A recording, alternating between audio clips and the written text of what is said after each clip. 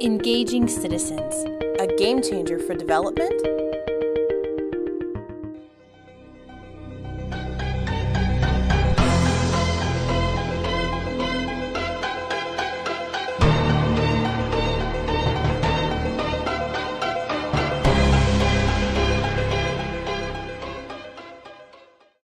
Danny Sriskandarajah from Civicus, thank you very much for breaking views with UNICEF. Danny, if we look at the role of civic society throughout Africa, we're seeing little seeds of protests, of participation. What is it due to and how valuable is it? Well, I think we live in very interesting times when it comes to citizens mobilising and organising.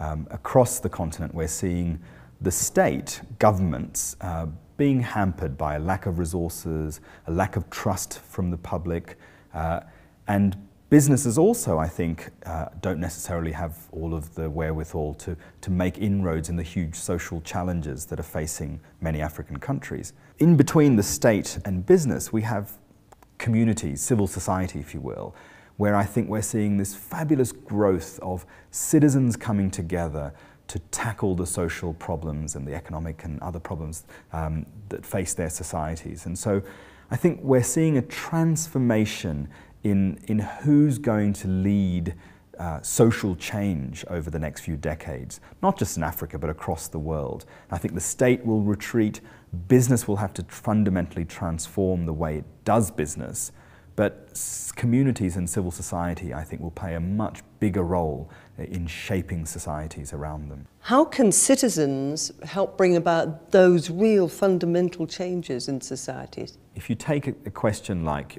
the delivery of education services, we're seeing, just in this country, in South Africa, there's a fabulous initiative by Section 27, a very progressive NGO, to give parents in some schools in Limpopo district a mobile phone with a free text SMS number to be able to report when a teacher doesn't turn up, or when textbooks haven't been delivered, or when the toilets aren't working. And so this is citizen accountability at its best, in a way. And it leapfrogs the sort of accountability mechanisms that we've been talking about for decades, and it puts power back into the citizens' hands. And if you take something like education and the role of children here, I also think we're at the cusp of something very interesting. The world's been talking about access to education for decades, and we're almost there.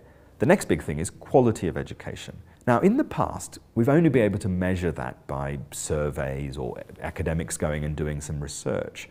But I think that very soon we'll see feedback from students themselves, from children, feeding into, talking about their experiences and being aggregated at the national level or at the international level, to be able to give us a sense of what's going on in terms of quality of education. So if you are encouraging and trying to nurture this kind of groundswell of citizen participation, is there a real sign of that change happening now? I think the first thing we have to do is convince policymakers and political leaders that we're dealing with something that's unstoppable here. The move to greater openness, to transparency, to good governance cannot be stopped. You can't run closed governments anymore. You can't hide away from public accountability. And that's what we're hearing from young people all around the world. The second thing I'm noticing is where people are frustrated by the lack of responsiveness is where we see real trouble. People get their hopes up about change in policies or change in leadership. They take to the streets or they take to Twitter.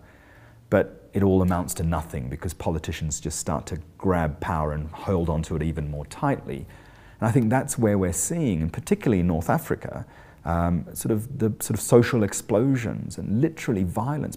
Hundreds of people dying because of this coming up of sort of popular uprising, a thirst for change against systems that are entrenched and want to hold on to power. And if there's one lesson we have to take from the recent events of the Arab Spring is, we have to get better at letting people air their grievances, but also respond to the desire for social change.